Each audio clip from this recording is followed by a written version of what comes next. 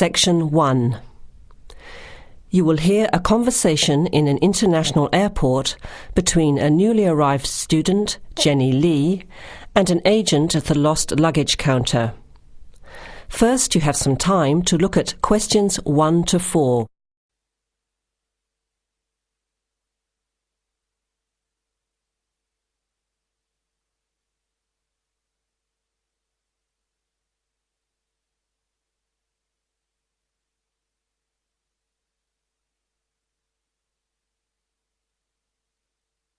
Notice that an example has been done for you. This time only, the conversation relating to the example will be played first.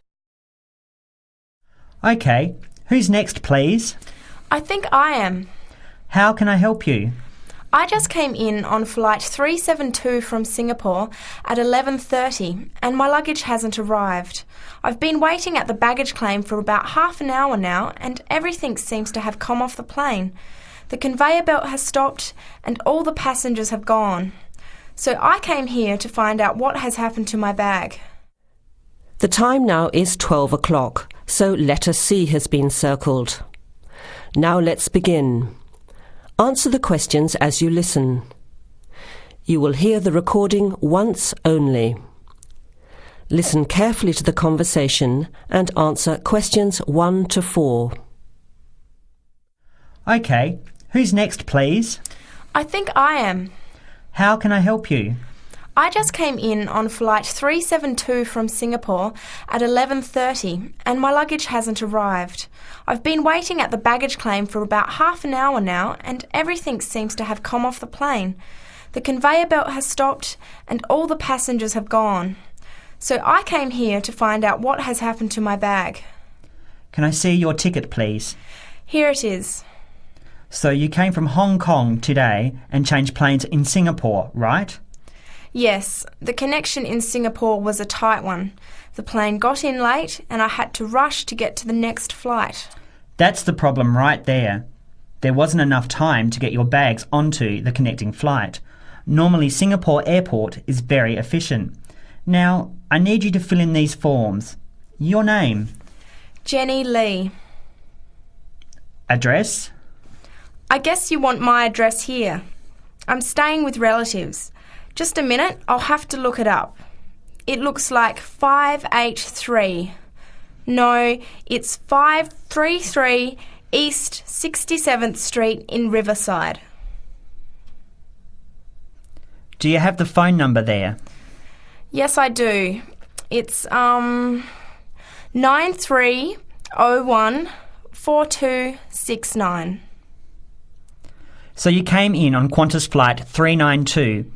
Do you know the number of the flight out of Hong Kong? Let me see. I think it was Cathay Pacific 900 or something. Oh yes, it says here, CX912. Before you hear the rest of the conversation, you have some time to look at questions 5 to 10.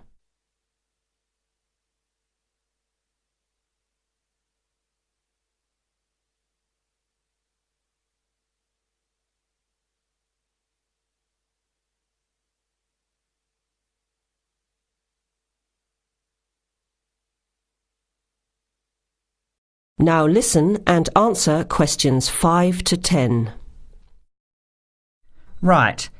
Now, I need a description of the luggage. How many pieces did you check in? Just one. Can you describe it for me? Here is a picture to help you. Okay. It's a big bag, like this one. Rectangular. Not hard shell, but soft covered, and it has a zipper around the front. Is it black? No, sort of a grey colour. Any identification? Just a tag with my name on it. Any other features? Well, it has wheels and a retractable handle on the end, so you can pull it, as well as the handle in the middle. OK, that's fine. Now, if your bag missed the connection, I'm sure it'll be put on the next flight. I'll email Singapore as soon as I finish here. The next flight comes in at 17:50. That's 10 to 6 this evening. You can pick it up then. 10 to 6? That's too long to wait. Can I get my uncle to pick up the bag on his way home from work? Sorry, you have to be here yourself to clear customs. Of course, I almost forgot. Will the bag come here, to this desk? Yes. You pick it up here, then take it over to the customs area. By the way, don't forget to bring your passport. You will also need to have the key plus your ticket with a baggage claim number on it. Oh, okay. Guess I'll have to come back tomorrow then. It's lucky I packed everything I need for now in my carry-on bag. Yes, that's always a good idea. Be prepared. That is the end of section 1. You have half a minute to check your answers.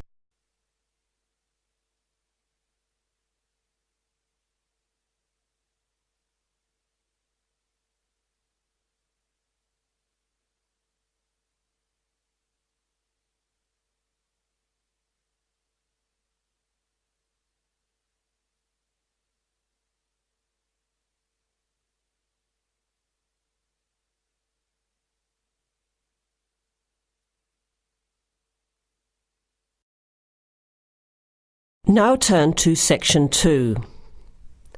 Section 2. You will hear a recorded message about buying tickets from a booking agency.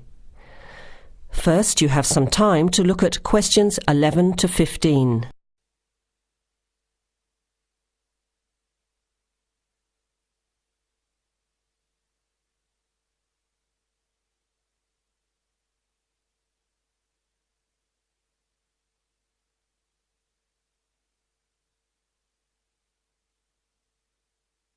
Thank you for calling ATS Advanced Ticketing System, the call system for all your entertainment needs.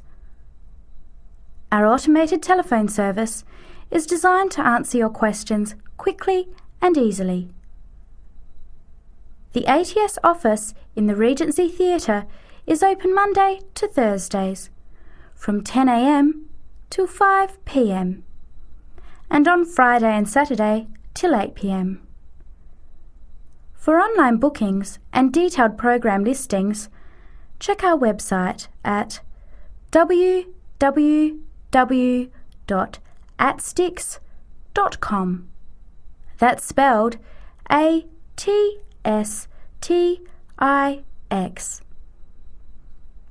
Please listen to the choices available. You may press your choice as soon as you hear it to get more information. For sporting events, including the Western International Tennis Classic, press 1. For the Formula 1 Grand Prix, press 2. For classical music, including the upcoming Philharmonic Orchestra series, press 3. For theatre and dance, press 4. For other inquiries, please hold the line. Before the recorded message continues, you have some time to look at questions 16 to 20.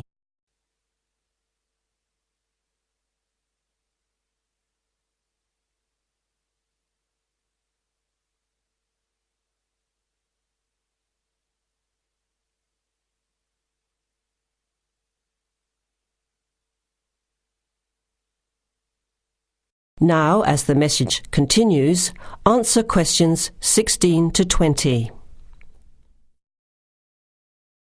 Ticket prices for the Formula 1 Grand Prix on the 10th until the 14th of March are as follows.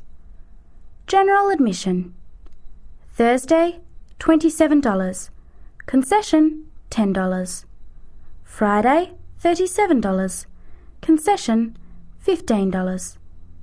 Saturday, $55. Concession, $35. Sunday, $70. Concession, $65. Concession rates apply to children under 14 and to students, seniors and pensioners on presentation of a valid card. Grandstand seating. 4-day tickets covering the 6 main grandstands cost $299. However, pit straight tickets are $350, and seats at the chicane cost $450 each. Children under 3 are admitted free to the general admissions area, and children under 14 are eligible for concession prices. Gates open at 8 a.m. Thursday and Friday, and 7:30 Saturday and Sunday. Events begin at 9 o'clock. Alcohol, ice boxes, cans, bottles and animals are not allowed on site. There are no refunds or exchanges.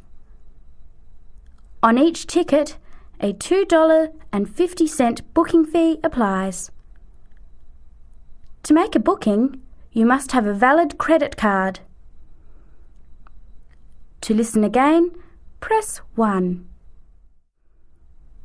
To make a booking or to talk to a ticket agent, press 2. Your call is in our queue. You can expect to wait about 3 minutes. That is the end of section 2.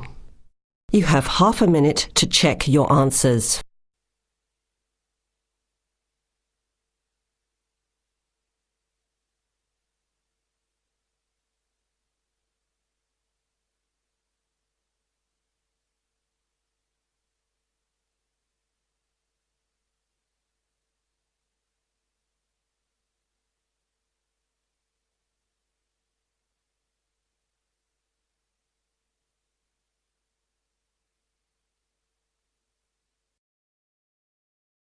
Now turn to Section 3.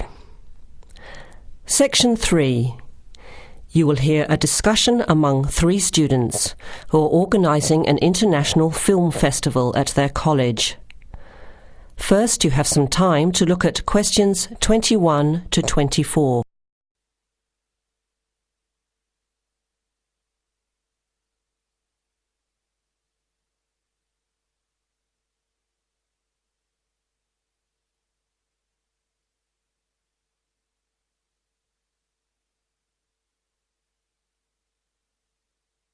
Now listen carefully to the first part of the discussion and answer questions 21 to 24. Thanks for coming to this meeting on such short notice, Anna and Veronica.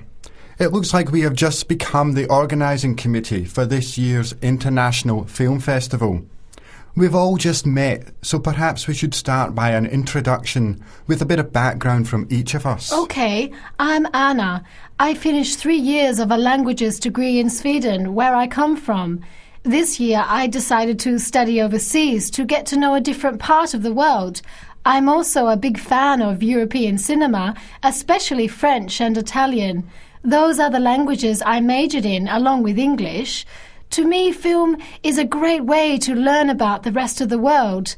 I was in the film club at my university, so when I saw the notice asking for volunteers, I thought it would be a good way to meet people and get involved in something I really enjoy. Thanks, Anna. My name is Veronica and I come from Italy. I'm doing graduate studies in English literature. I went to some of the films in the festival last year and enjoyed them. I especially liked the video interviews. That was when I decided to get involved. I used to do film reviews for our student newspaper back home. Hi, I'm Chris from Scotland and I'm in 4th year journalism. Cinema is my hobby. Last year I joined the organising committee just like you have now, and somehow this year I've ended up in charge. I'm actually able to use my coordinating work on the festival towards a credit for one of my courses. I have to write up a report on the festival with recommendations, so that's an extra motivation for me. So I hope this is going to be a good experience for us all. Okay, where would you like to start? How about a general overview of the festival? I don't really know much about it. Well, the film festival was started by International Student Society 5 years ago and has grown every year. It is held over 4 nights during study break, Wednesday to Saturday.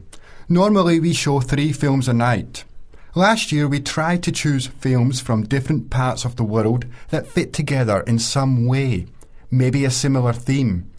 Or we could feature a type of film like action films or science fiction. Now you have some time to look at questions 25 to 30.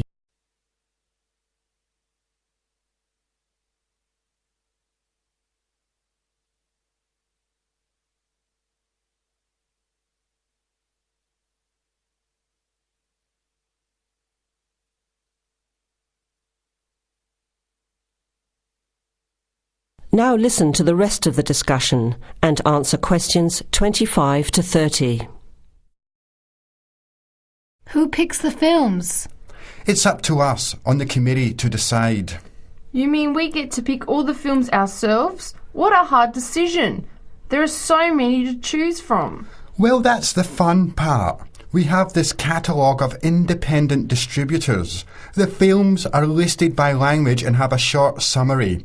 We just have to go through it to find a good combination of films that will attract an audience. Veronica mentioned something about interviews. How does that fit in? We set up cameras in the foyer of the theatre and did live interviews before, during intermission and after the screening. Anyone from the audience could come up and talk about the film. The Broadcasting and Journalism School set it up and ran the interviews. They were shown on big screens around the lobby and in the theatre. It went over really well. We had a long lineup of students waiting to be interviewed on TV. Everybody wanted their minute of fame. Great idea. Yeah, it worked really well. We should certainly do something similar again. Maybe even develop the idea further, like a website with audience reviews and discussion, so we can get as much participation and involvement as possible. Hey, that's a good idea. Can I ask a question? None of the films are in English, right? Are they dubbed or subtitled? Well, we do occasionally choose a film in English, but only from unusual places where the dialect is so strong they sometimes need subtitles, like the Caribbean or even Scotland. The majority of films in the festival are foreign language, dubbed in English.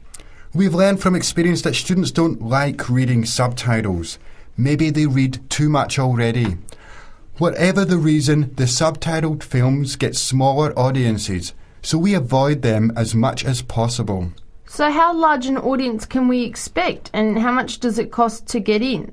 It costs $5 per film or a $20 pass for the whole event. All 12 films for the real movie fan. We would have broken even last year, except for a bad storm on the Friday night. We almost had to cancel the whole thing. But overall, we had a good turnout, more than 2,000 people in 4 days.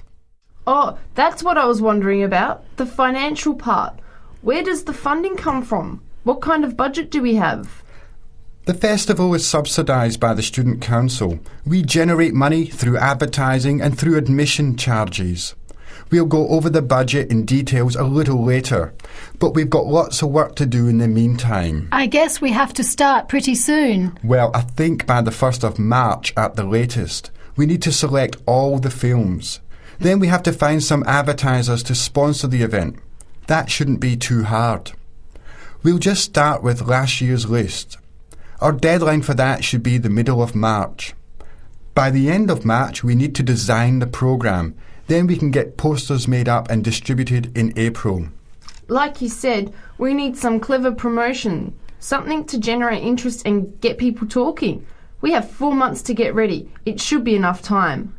OK, where do we start? Let's start by talking about films, since that is the best part, and see what we come up with. What was the best film you saw last year? That is the end of section 3. You now have half a minute to check your answers.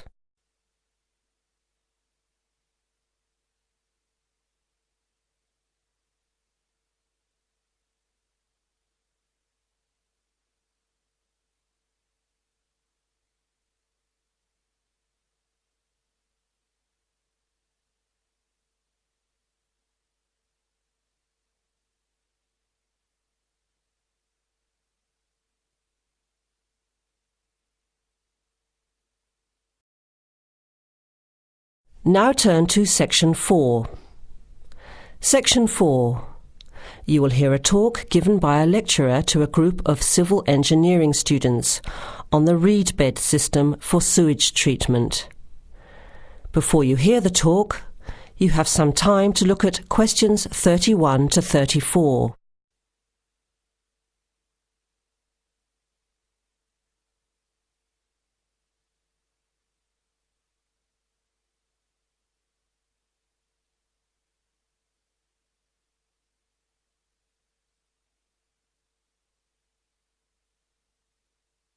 Now listen carefully to the first part of the talk and answer questions 31 to 34. Thank you for inviting me to speak to you today about what is now called the reed bed sewage treatment system. This system uses naturally occurring reeds to treat domestic and industrial waste. It's an environmentally friendly alternative to normal systems. You all know what reeds are like, don't you? Those tall plants with hollow stems that grow in wet places, like marshes, for example. Here's how the system works. First of all, an artificial marsh is created. To do this, holes are dug about 1 metre deep and usually rectangular in shape. They are then lined with clay or plastic, and the liner is covered with gravel. After that, a system of tubing is laid, with holes in it, and more gravel is added to cover that. Finally, reeds are planted in the bed. The sewage is brought to settling tanks. From there, it is distributed to the roots of the reeds through the tubing. Note that the waste material enters the beds underground and remains underground. The reeds conduct oxygen very efficiently through their stems to the roots system. Here, bacteria work to reduce the waste material to basic elements. What comes out of the artificial marsh is water that has been cleaned through a natural process. The purified water leaves the reed bed through a simple outflow pipe. The water that comes out has to be tested. Sometimes it's held in a pond until it evaporates or soaks into the ground. Sometimes, after testing, the water is discharged directly into streams and rivers. Before the talk continues, with questions from the students, you have some time to look at questions 35 to 40.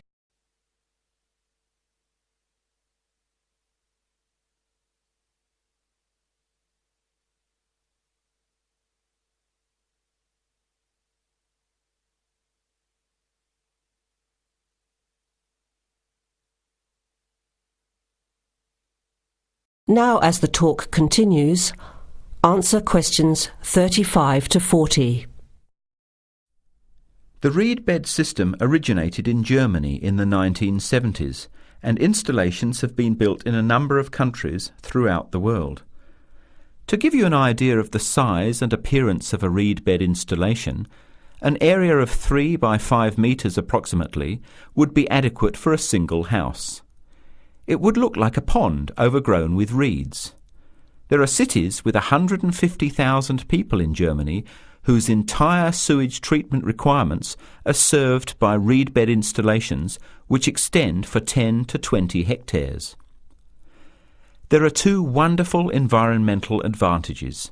First of all, reed bed systems are natural composters. As time passes, high-grade soil builds up in the beds. The soil can be removed and used for agricultural purposes. Soil produced from waste containing heavy metals would of course have to be tested and the toxic material removed by chemical processes. An additional advantage is that the reed bed can function exactly as a marsh, providing a healthy natural home or habitat for waterfowl and other birds, insects, reptiles and mammals. But there are practical advantages to a reed bed system over existing sewage treatment plants as well. At all levels, the cost is lower than for normal systems. Labour costs are a fraction of the costs of a conventional system. Typically, a large-scale reed bed installation will cost 10% less than a mechanical system. They require little maintenance, and unlike mechanical systems, the efficiency of reed beds increases over time.